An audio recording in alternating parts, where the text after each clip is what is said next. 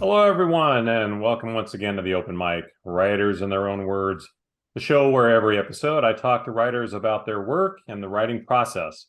If you don't know, the show's available by the same name on both YouTube and via all of the major podcast platforms, and you can subscribe to either or both, which of course would be my preference, so you never miss a thing.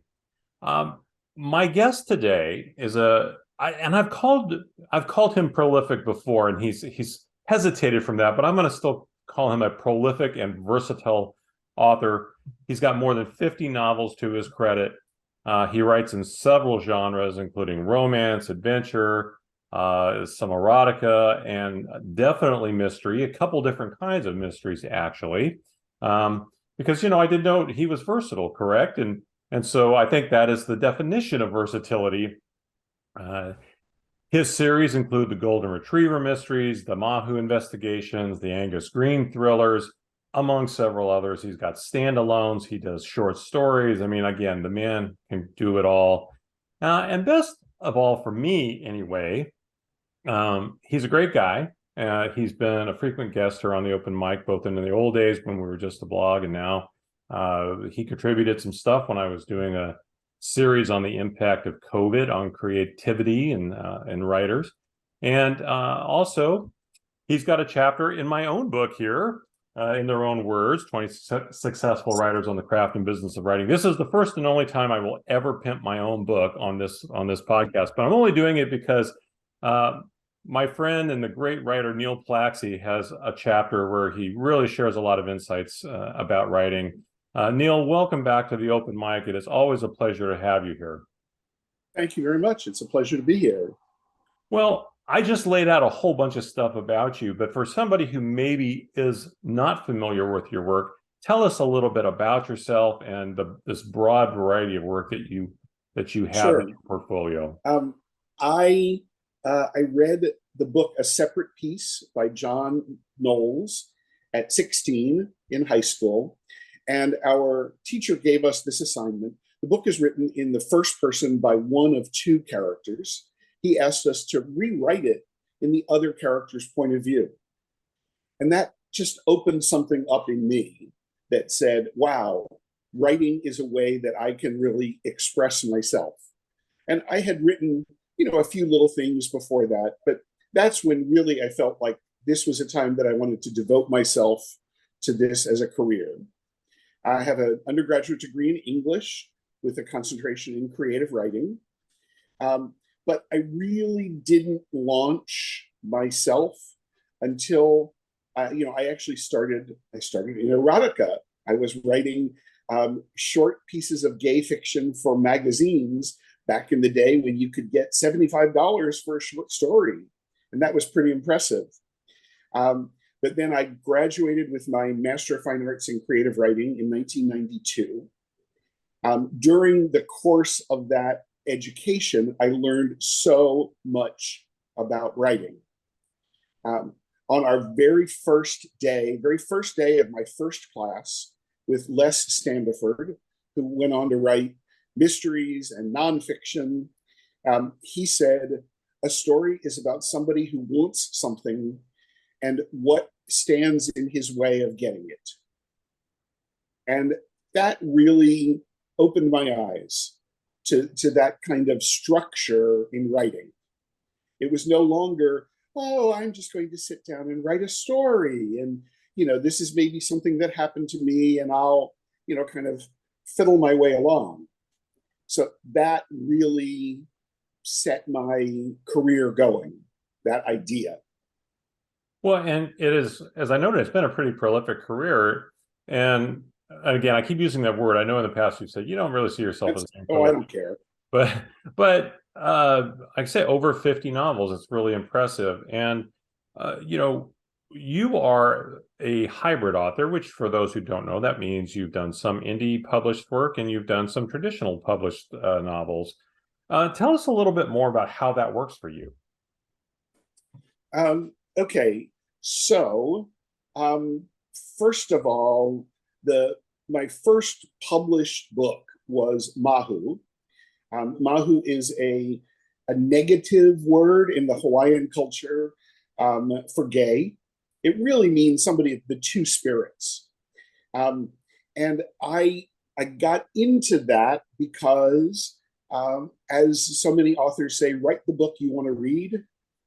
I had moved to Florida in 1986 and begun reading crime fiction about the Sunshine State, because that really taught me a lot about this place that I had moved and that I'd fallen in love with.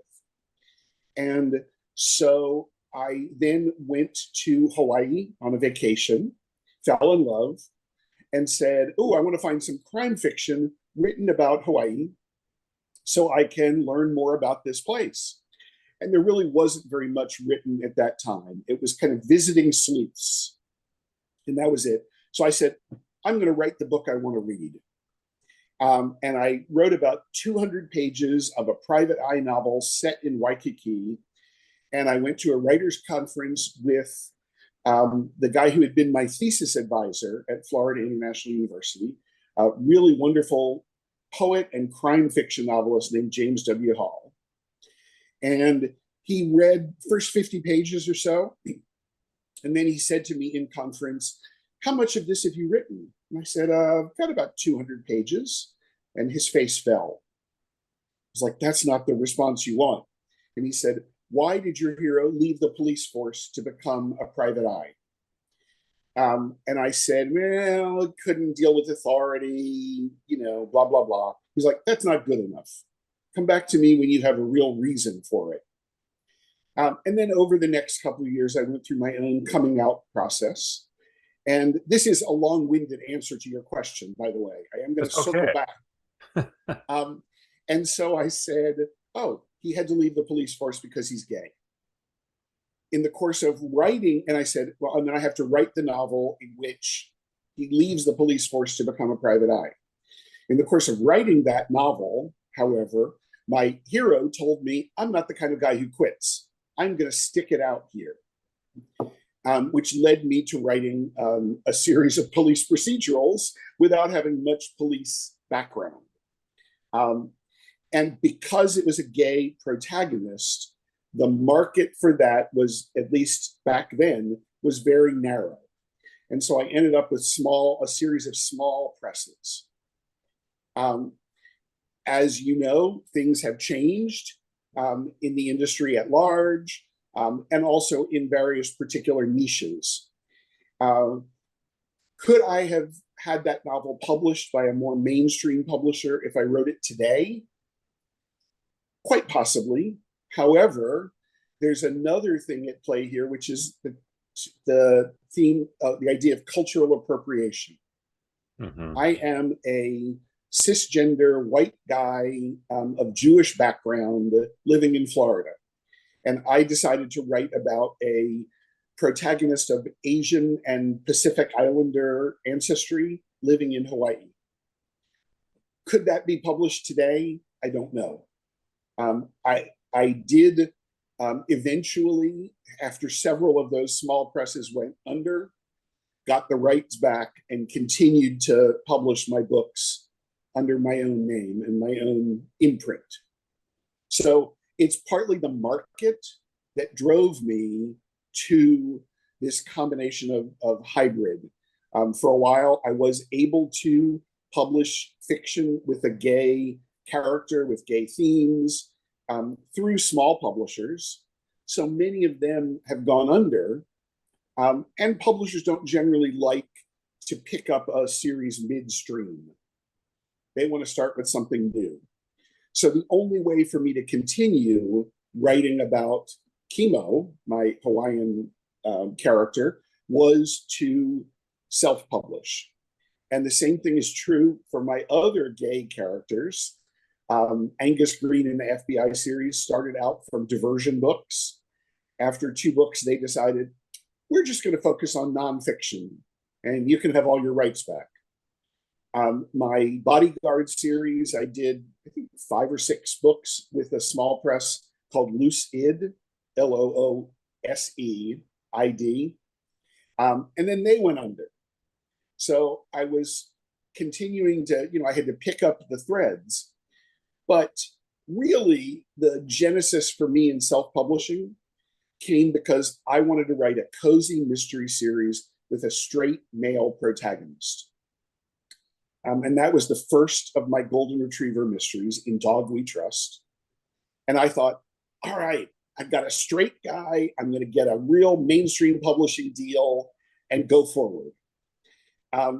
What I discovered at the time, at least, was that mainstream publishers thought that only women read cozy mysteries, meaning a book in which all the violence takes place off stage, no cursing, no sex, a small cast of characters in a small location, the kind of Jessica Fletcher books. And I did a little research, and at the time, the biggest publisher of those books had 32 series going, 30 of them with a female protagonist, 2 of them with a male and female pair. And I said, I really believe in this book, partly because I loved my golden retriever, who is the one that I based the character on. And I said, from all my talk with readers, I don't think they have this prejudice that New York publishers think they do. And it was just at the time that the Kindle came out and self-publishing became something that was really viable. Mm-hmm. And so I said, what the hell? I'm just going to try this book myself. And I was, again, very lucky to hit the wave as it was beginning. I'm trying to get, there's my hand going on the screen. People were buying Kindles. They didn't have much to read. They were, scooping up anything that was in their general wheelhouse. Sold a bunch of books. There seemed to be a demand. Wrote the second one, wrote the third one, and just kept going. And I've been really gratified. I just came back from Malice Domestic, which is a fan convention for fans of the mystery, of the traditional mystery, the Agatha Christie, those kind of Murder, She Wrote, that kind of thing. And I was so gratified by random people walking up to me in the hallway and going, oh, I love your golden retriever books.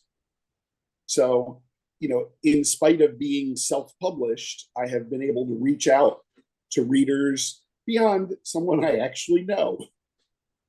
Well, you touched on a lot of things there. And, I think one of them that's really important in this day and age. I mean, I think all of us, as the industry, the big publishers have winnowed down to what we now call the big 5, and which some people even refer to as the big 4. It's just really, really hard these days to go the traditional route, to get an agent, to get one of those publishers, one of the big house publishers, is really hard. And it doesn't have a lot to do necessarily with the talent or the kind of writing. I mean, there's lots of, sure, I mean, yes, your writing needs to be very, very good, but there's a lot of very, very, very good writers who are struggling to get agents, some who've had long careers already, some who've been on this show, and are still now going out with a new book looking to get a new agent and just start all over again. And that, I think that's one of those things that a lot of people don't understand about the industry. I think it's mythology that you get your agent and that person is with you forever and guides you to. That does happen, but boy, it's become so rare. And even if you get a publishing contract with a Penguin or a Random House or you're still probably going to do the vast majority of your own marketing and all of that kind of thing. So, I think the self-publishing thing clearly now is something that a lot of really good writers are looking at, as you said, as being something really viable. When this is my own long-winded way of leading into that question, but when now that you have something of an audience, how do you go about doing your marketing? Do you do mostly a newsletter? Is it social media? Do you hire a publicist? What a combination of all of those things? Is it, something else? What tack do you take to make sure people know your books are out there and they are discoverable? Before I answer that, I just want to tag on to something that you said that, again, your viewers and listeners may not know about, is that sometimes authors will put out a couple of books in the series, and the books weren't bestsellers. They had their audience, but they didn't really make a ton of money for the publishers. And that's honestly what mainstream publishers look for. They're taking a chance that you're going to be a bestseller. And so what I saw so many authors at this conference who have different lines of books under different names. They'll have, well, I write this series under this name and this series under that name. And I don't think readers understand that so much, that, oh, if you find an author you like, they may have, because of business reasons, have other names that they're publishing under, which makes the marketing difficult, which I'm coming back to your question. I think it is up to the writer to do his or her or their own marketing these days. Very little of the marketing gets done by somebody at a publishing house. So for me, my biggest thing is my newsletter. I'm trying to get much better about sending out a newsletter that is not just, hey, I have a new book, go buy it, but that tells readers a little bit about my writing process. Oh, I had this revelation today. Here's an idea that I got for a book. Here's what I learned, while I was out walking my dogs, or here's what I learned from reading other people about writing. So I try and make the newsletter interesting, so that people will read it. My other main marketing focus is Facebook. I think my audience is on Facebook. I look at the names of my followers and I'm like, I have no idea who these people are. So they must be fans. And so I try and put up cute dog cartoons, for example. I think it's important for an author to have a brand, so to speak, so that people know what they're going to get from you. My brand these days is dogs. And even in my other books, the characters all have dogs. So that if you like the way that I write and you like the fact that there's lots of dogs around, you might like this other series of mine. So those two are kind of my main way. Additionally, I'll go to these fan conferences or conventions. I saw you at Left Coast Crime in Tucson about 2 months ago. So I'll do those. I will be at Sleuth Fest, which is a writers' conference. So not a place to go and sell books, but to talk to other writers, to learn from them, to hear what they're doing, as well as, and going back to your question, I will be talking about using artificial intelligence to generate book blurbs. A blurb can be one of two things. One of it is something that another author writes for you, that you can extract some words from and put on your cover. Neil Plakcy's books are barking good, is one that I have from an author called Sparkle Abbey. Also, writing the book's description, that's the ad copy essentially on Amazon, on Barnes & Noble, etc. I think it's really hard for us to write effusive descriptions of our books. Pulse racing, blah, blah, blah, those kinds of things. They're cliches and they make us feel uncomfortable. But that is what readers, I think, look at if they're reading a book description. They want to know, why will I like this book? Is it because it has joyous characters? Does it have clever puzzles? Is it a page turner, etc.? So I have been experimenting with the artificial intelligence. I feed in some basic information about the book. So, for example, the new book that came out yesterday is called Dog of Thieves. And there's two different thefts going on at the same time that my hero and his golden retriever are investigating.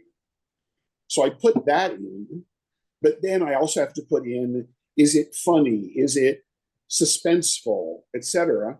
And then I let the AI generate based on what it knows about, because I asked, please write jacket copy for a mystery, a cozy mystery, featuring a semi-reformed hacker, Steve Levitan, and his golden retriever, Rochester.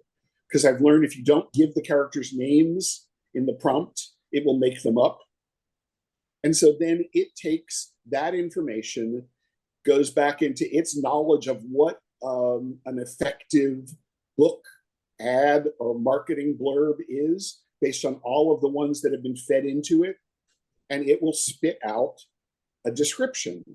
And then I might go back, as I said, I learned, I have to put in the characters' names. Oh, it's not talking anything about the dog in this blurb. I have to go back and change my prompt a little bit.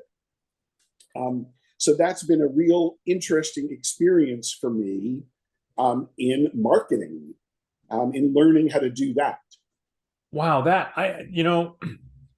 in all the times I've been doing the show, I have never once talked with an author about using AI, ChatGPT to do something. That's really fascinating, Neil. Now you said the book just comes out tomorrow, of course. Were you able to maybe beta test a couple of different ones of those and see a response or anything before the book release? Actually, what I did was go back and redo the once I figured out how to do this, I went back and redid the blurbs, essentially the advertising copy for a bunch of my other books, because I realized another thing that I learned that then again I put out in Facebook is readers want to know how they're going to feel about your book. And so, yes, that plot-driven idea that I got on my first day of the MFA program, what does a character want and what stands in his way? Okay, but let's look at it from the reader's perspective. What are they going to get from this journey as they travel with your character? Are they going to be warmed at the heart? Are they going to be thrilled? How are they going to care?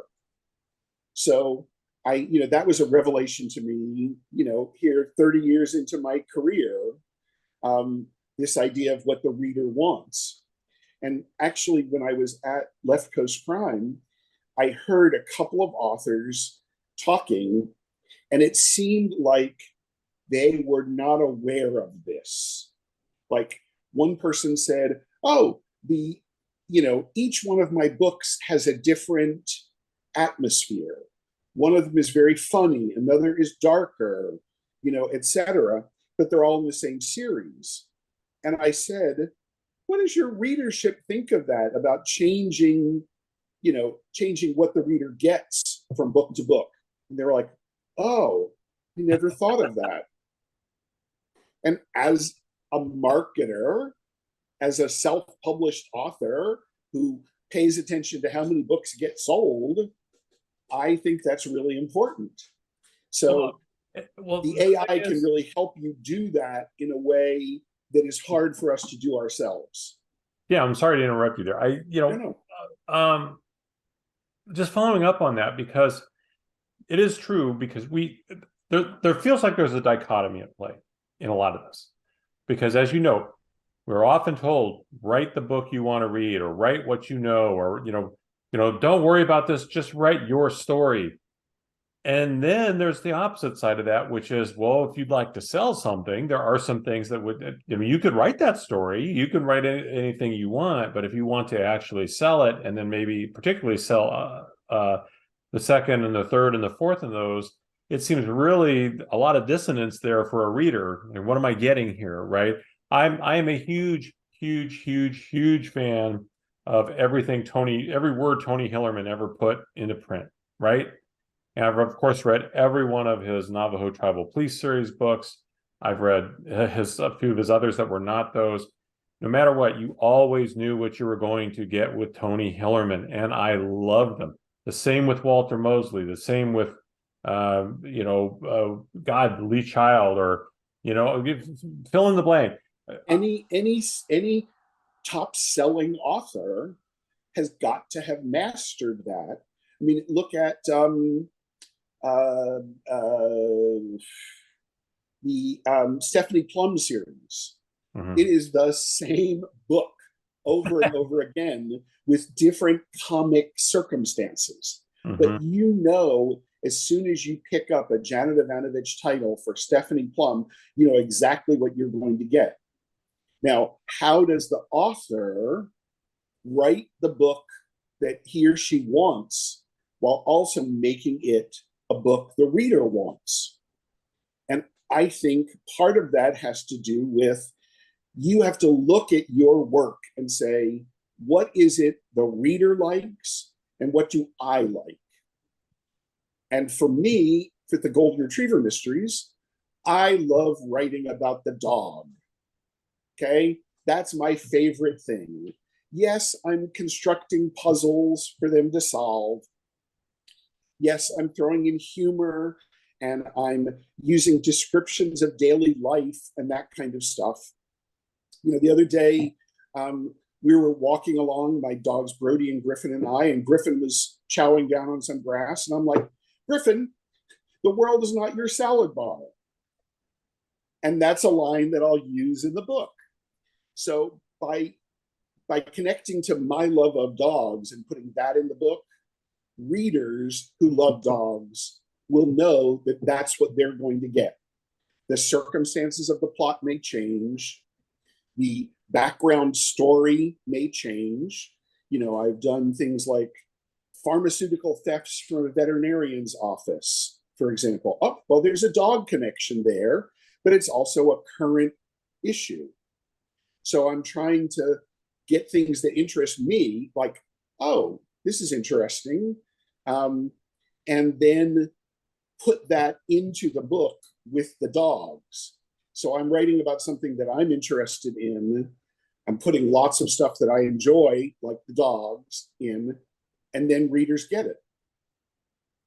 Well, I'm a big dog guy, and people watching on YouTube are probably seeing one of my dogs walking around in the background and making. So for those of you who are on the podcast, I don't know how to do that visual, but anyway, I want to stay in the dog theme for a second, but before I do, there's something I don't want to lose, which is I really want to commend you for in your the way that you're going about the marketing and the connect with your newsletter or the Facebook page.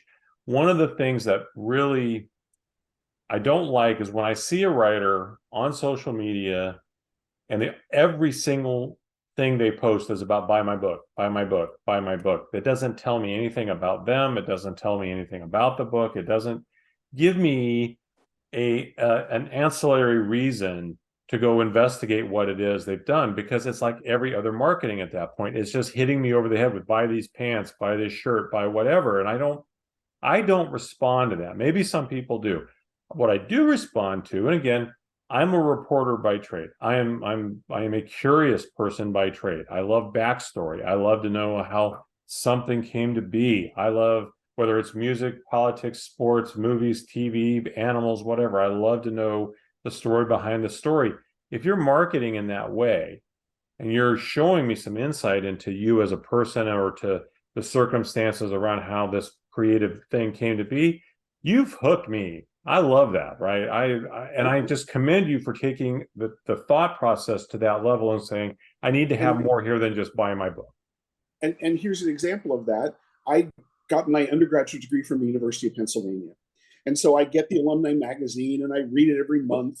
And there was an article that struck me a couple of years ago now, before COVID, how there were a lot of thefts of small items from the Fertile Crescent, the area of Israel, Syria, Lebanon, those kind of areas, because there was a lot of violence, a lot of poverty in some of those areas, and people were stealing artifacts and smuggling them into the United States to be sold.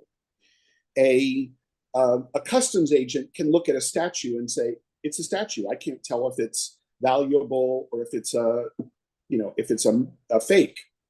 So the guy, an archaeologist at the university museum, hooked up with a trainer at the university's working dog center to see if they could train dogs using scents of artifacts in the museum to try and capture thieves at the airport, say. Oh, this is so cool, I'm thinking. This is dogs and crime. And it took several years, but that's one of the thefts that's in my new book, Dog of Thieves.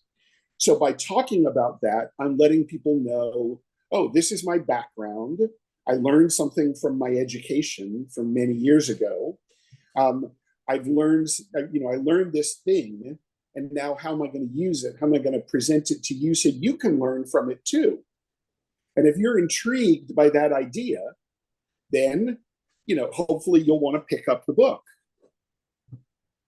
Well, I want to get back to the dog thing here, because to me, this is a really important question. And you and I have actually talked about this before, but I really want to bring it up again because, as you know, not everybody, most people love dogs. You and I are dog people, so it's easy to say everybody loves dogs, but you and I, we're dog people.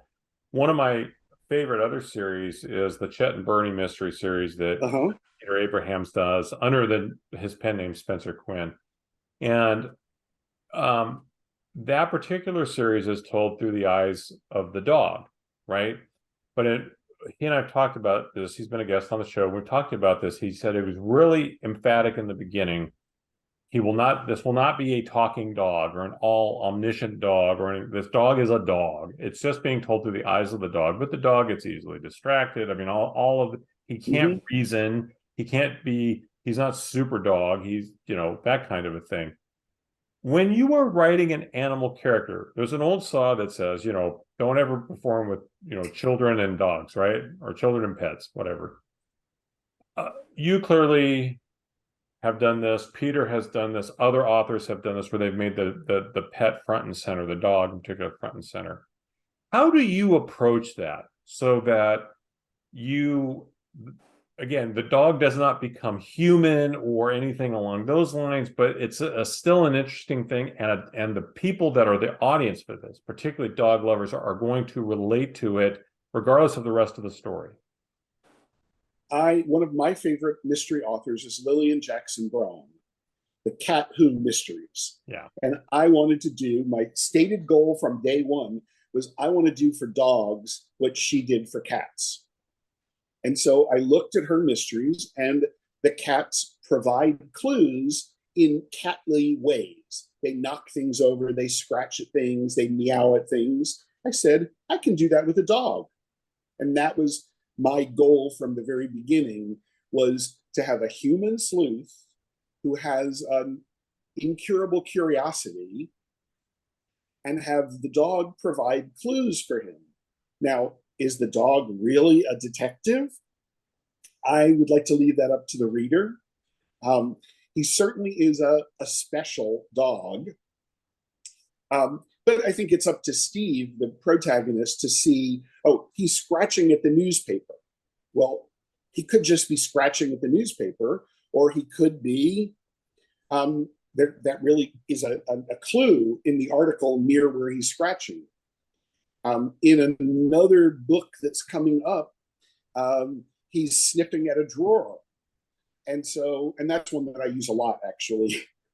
And so there may be some food crumbs or something in the drawer, but there's also a clue. Mm-hmm. So, Steve opens the drawer, finds the food thing, and then no, this is a chocolate chip. You can't have this. Or, oh, somebody left a cookie here. You can have that. And oh, by the way, then there's this clue there too. Right. I want to touch on something a little more serious than all this, of course. Now you noted during the process of writing one of your books was your own personal coming out period.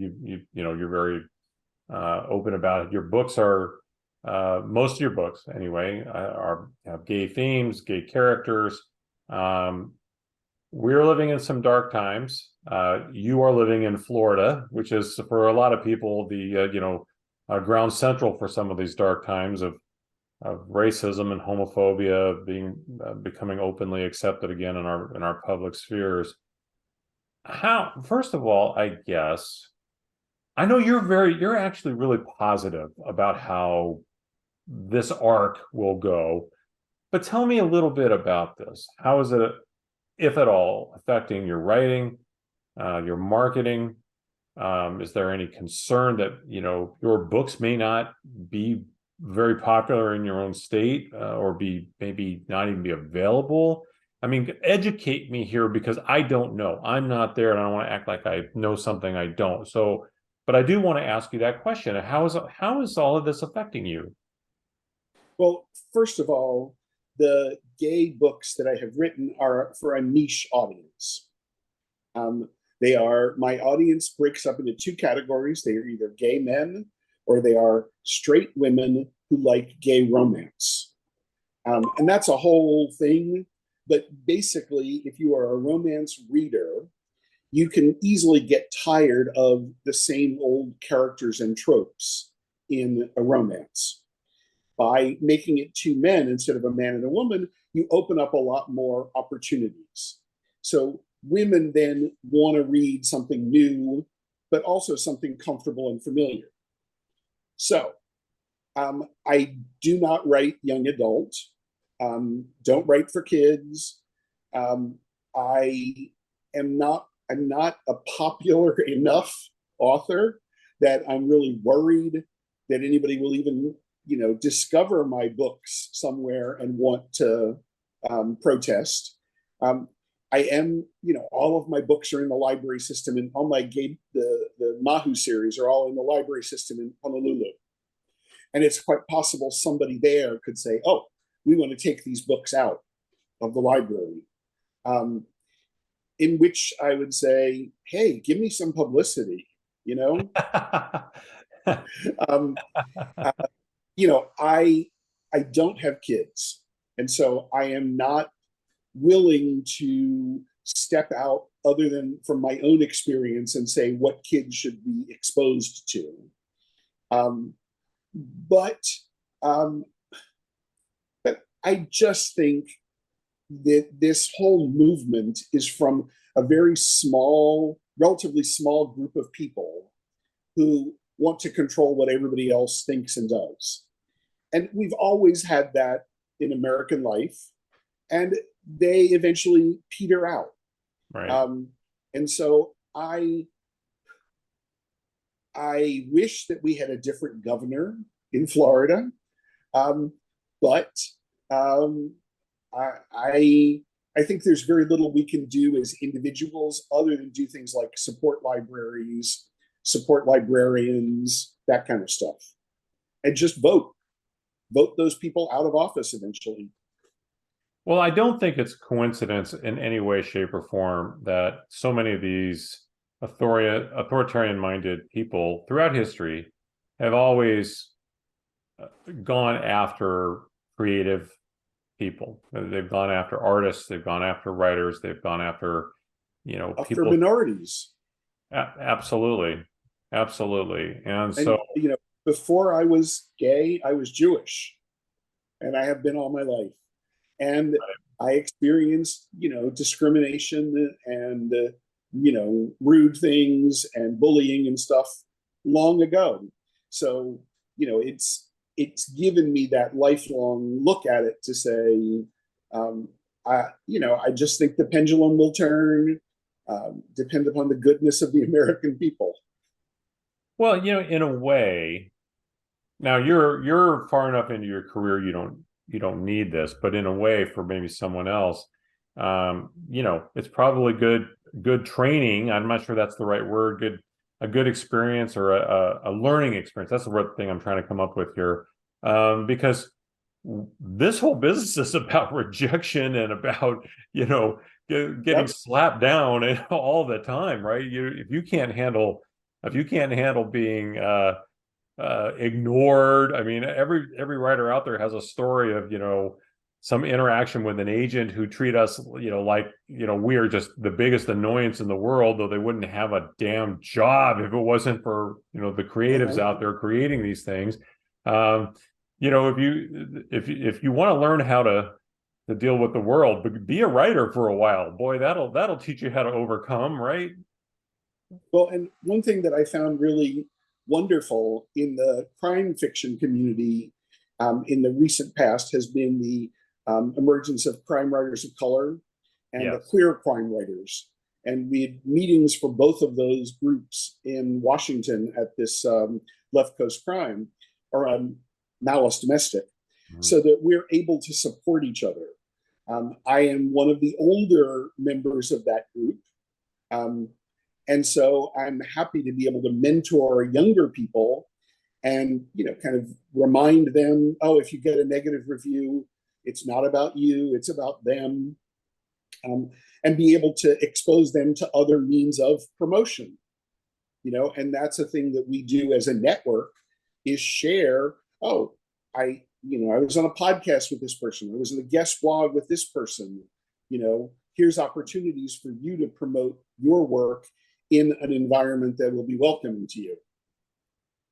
And it's a really important point, I think, for writers to support other writers. I mean, I've spoken on this show and other places for a long time about Jonathan Mayberry, who's incredibly successful dark fantasy, horror, thriller, a lot of things, does YA, but extraordinarily successful.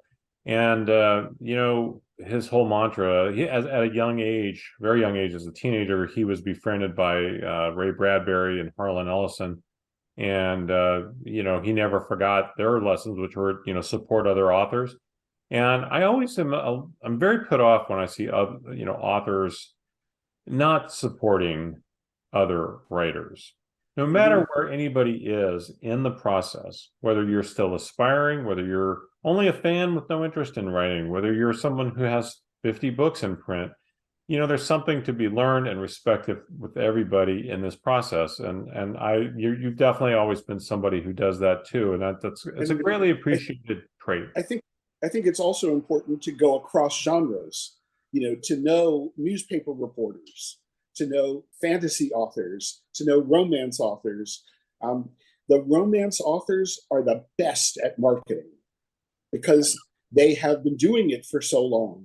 Yeah. And I've learned so much from them about writing, about marketing, about promotion. Yeah. The Sisters in Crime group, which was originally formed to help women get more notice in the traditionally male-oriented reviews. They're now, fully gender neutral. And they just came out with a book called Promophobia, which was a collection of essays by their members about how to promote, how you can help each other, and how you can learn from the experiences of other people about how to promote your books. Well, kudos to all of that. I only have one more question. And as you know, I always like to end on a fun note, an up note. So, as I always do, I'm going to offer you an option of one of the following three people that I had the magic power to put you together with for whatever you want. Drinks, dinner, a long walk with dogs, whatever it is that would work for you. You can choose one of the three. You tell me who you would choose and why. The options I'm going to give to you are Albert Einstein, who I shouldn't have to tell anybody who that is, Madame Curie, the great scientist, and Brittany Griner, who many people know has been in the news a lot in the last year. Those are your options: Einstein, Curie, or Griner. Who would you pick and why? I was thinking of this just today or yesterday. I have never been a real science person. I actually had met with a friend when I was in Washington and said, can you give me a layman's example of what this project is that you're working on in advanced mathematics? And he said, no. Like, okay. And then he tried to explain that. I was like, okay, you lost me there. So I would have to go with Brittany Griner. Just kind of process of elimination a little bit. But she's also been in the public eye a great deal. And I would love to know how that affects her and, how that has changed her, her approach towards marketing, publicity, being in the public eye. And I would hope that maybe her wife would come along, because her wife was so good at keeping her situation in the public eye and not letting anybody forget that she was behind bars. And so I think that would be really interesting. Well, there you go. Neil, thank you so much once again for coming on the show. It's always a pleasure to talk to you. It was great fun to sit next to you at the big dinner at Left Coast Crime in Tucson in March. I look forward to seeing you again at events like that in the future. It was a great time. For anybody out there, if you haven't discovered Neil's work, I really recommend it. I mean, he's got a wide variety of things to choose from. And if you like dogs like I do, I can tell you that series is really good, really fun, interesting stuff to do. And obviously well written, well plotted, great stuff. And if you like dogs, that's just the icing on the cake there. So I highly recommend that. I also highly recommend, if you haven't done so already, please hit subscribe, both on the podcast, whatever podcast platform you're using, YouTube. That really does help other people find the show. It helps people have an opportunity to glean some insights from a lot of really great writers who've been doing this a long time and can really maybe help them get their own stuff started. And hey, it's a lot cheaper than these craft books you go out there and buy, right? For myself, for my guest, Neil Plakcy, for all the dogs in our various offices where this is being filmed right now, I'll say thank you. And I'm going to leave you with the same thing that I always leave you with, but it rings true around here where I'm at right now. We have a string of some very bad things going on here. And, if you're familiar with what's going on in Davis, California right now, you'll know exactly what I'm talking about. So, and these things are happening really close to where I'm at right now. So we're all on edge in our neighborhood here. So when I say tomorrow is not promised to any of us, make today count. I really mean it. But even when there's not a serial killer running around your neighborhood, make today count. Okay. Neil, thanks again. For Neil, for myself, Rich Eisen, this has been the Open Mic. We'll see you next time.